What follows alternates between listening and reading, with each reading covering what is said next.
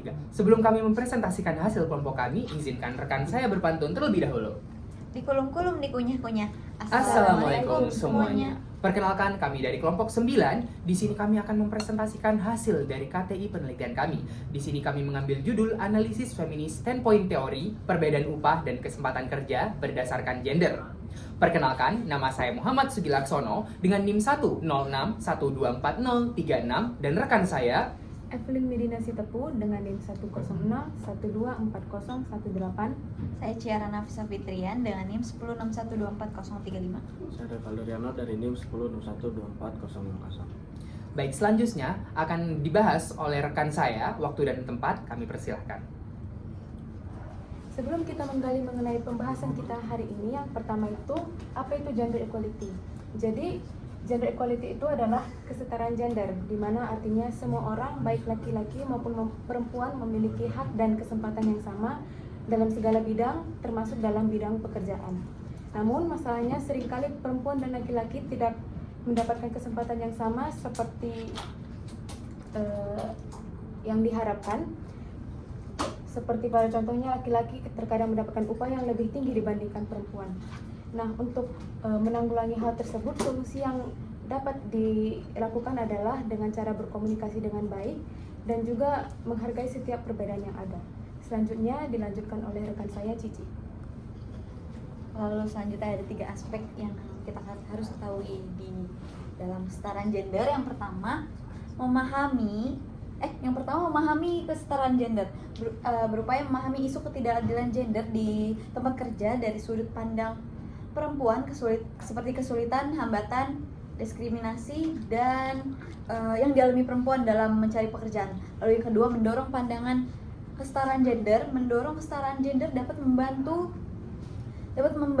mengubah budaya dan norma dan yang mendukung stereotip gender dan menciptakan lingkungan yang lebih inklusif.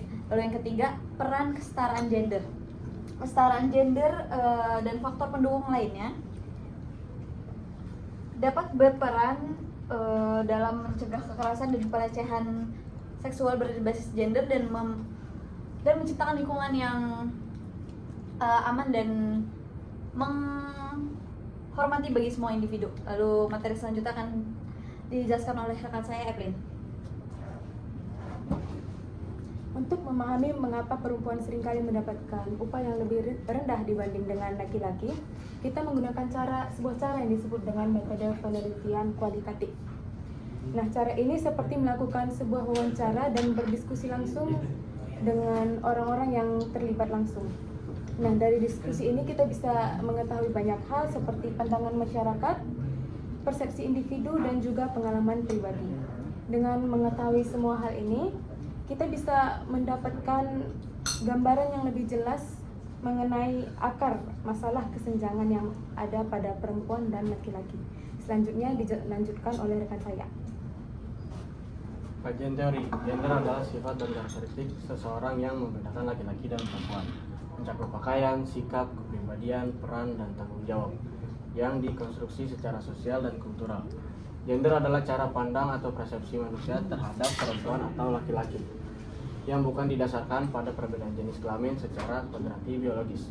Dalam konteks ini, feminist standpoint theory merupakan salah satu teori yang relevan dan telah mengalami perkembangan sejak awal diperkenalkan oleh Nancy Hartsock.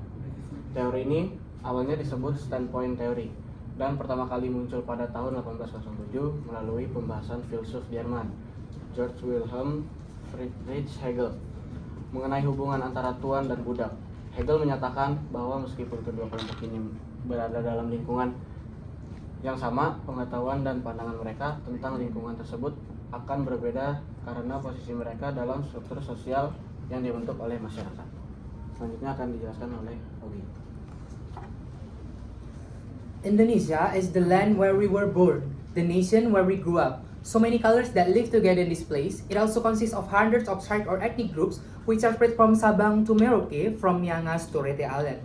Perbedaan bukanlah menjadi suatu hambatan bagi kita untuk terus berkolaborasi dan meningkatkan kesetaraan gender di Indonesia. Maka dari itu, penelitian kami mengangkat 2 isu yang signifikan dan important di era ini, yakni lapangan pekerjaan yang sempit dan ketimpangan upah yang signifikan. pada aspek lapangan pekerjaan yang sempit, di mana wanita sering dijadikan sebagai emansipasi contoh bahwasanya lemah dan tidak layak dalam suatu pekerjaan, di mana wanita tidak dapat menghandle suatu project, tidak dapat menghandle suatu divisi dalam suatu perusahaan, sehingga pria masih dianggap sebagai penyedia nafkah utama di dalam suatu keluarga. Mungkin teman-teman juga pernah mendengar bahwasanya sering kali stigma bahwasanya wanita ke sarjana, sekolah tinggi-tinggi, ujung-ujungnya pasti di dapur. Nah, pada pembahasan ini, pada penelitian ini, kita menjadikan bahwasanya stigma tersebut adalah salah. Wanita memiliki kesempatan kerja, wanita memiliki kesempatan dan peluang yang sama dengan laki-laki melalui kolaborasi dari skill dan juga kemampuan agar dapat membangun suatu potensi dan menjadikan kesetaraan gender itu sebagai hal yang wajib untuk diimplementasikan. Yang kedua adalah ketimpangan upah yang signifikan, di mana wanita masih dianggap lemah dan dianggap di bawah daripada laki-laki, di mana ketika mereka bekerja, mereka melakukan segala aktivitas dalam suatu perusahaan maupun suatu komunitas dalam bekerja dan berkolaborasi, mereka masih dianggap lebih rendah daripada laki-laki. Dan pada dasarnya dan nyatanya, banyak sekali wanita yang dapat kita contoh memiliki kemampuan yang sehingga upah ini tidak menjadi ketimpangan sosial. Seperti contohnya di era dahulu ada seperti Cut Nyak di RA Kartini yang dijadikan sebagai emansipasi contoh wanita yang bahwasanya mereka juga mampu untuk bertarung, mereka juga mampu untuk berperang, tak kalah halnya dengan para lelaki. Selanjutnya mungkin kajian teori dalam memandang isu. Kami memilih teori feminis standpoint teori sebagai salah satu teori untuk memandang isu ini, karena menurut kami ini adalah suatu ketepatan teori dalam memandang suatu kejadian yang ada di lingkungan sekitar, yakni kesetaraan gender berdasarkan upah dan peluang kerja, di mana standpoint teori feminis ini memastikan bahwasanya setiap wanita atau bahkan mungkin setiap makhluk yang ada di dunia ini memiliki kesempatan yang sama dan hak yang sama serta kewajiban yang sama dalam bekerja, dalam menghasilkan upah dan dalam melakukan setiap aktivitasnya. Hanya saja di sini kami menekankan pada dua aspek, yakni pada upah dan juga kesempatan kerja.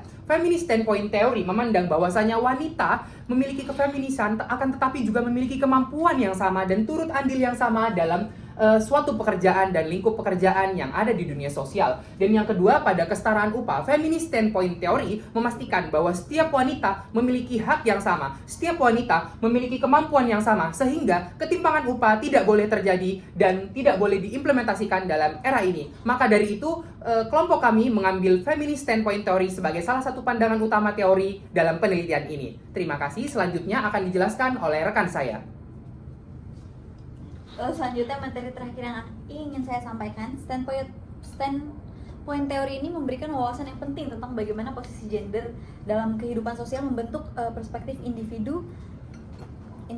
Teori ini menekankan pentingnya mengakui perbedaan perspektif dan pengalaman dalam komunikasi sosial. Dengan tujuan ini untuk memperluas pemahaman, mempromosikan keadilan sosial dan memperkuat hubungan antar individu. Dengan menerapkan prinsip-prinsip teori standpoint teori ini, kita dapat membangun masyarakat yang lebih inklusif. Sekian materi kami. Sekian dari materi yang bisa kelompok kami sampaikan. Bila ada tutur kata yang kurang berkenan di hati, mohon dimaafkan. Wassalamualaikum warahmatullahi wabarakatuh.